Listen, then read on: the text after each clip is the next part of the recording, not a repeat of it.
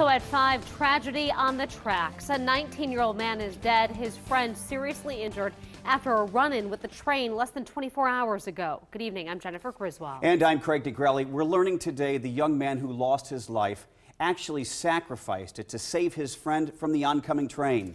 The life and death situation played out on the tracks south of 118th and Harrison last night. Senior reporter Jake Wazakowski is live to pick up the story. Jake? Well, guys, the area is pretty secluded in this part of Sarpy County, and it's not easy to get up to these train tracks you see behind me. Authorities say that this is a somber reminder of why no one should be on the tracks. Almost dusk on Monday, 3 teens walking on a train trestle 40 feet in the air when suddenly a train barrels their direction. About 3 minutes later, we heard his train.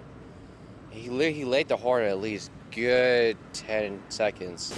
Patrick Tulligan was fishing on the Papio Creek when he saw everything.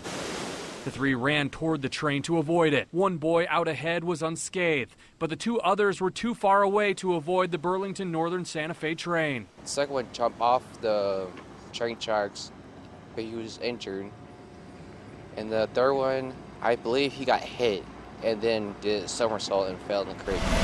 Emergency crews responded to the incident at 118th and Olive in La Vista. They say 19-year-old Nicholas Wilson died on scene, while 18-year-old Dylan McHenry went to the hospital. He was last listed in fair condition. From preliminary information that we have and from some video evidence, it appears that our victim may have pushed the other boy that survived off and saved his life in the long run here. BNSF released a statement saying, in part, their condolences go out to the family. Last night's incident is a tragic reminder that trespassing on railroad property is extremely dangerous, often with deadly or life-changing results.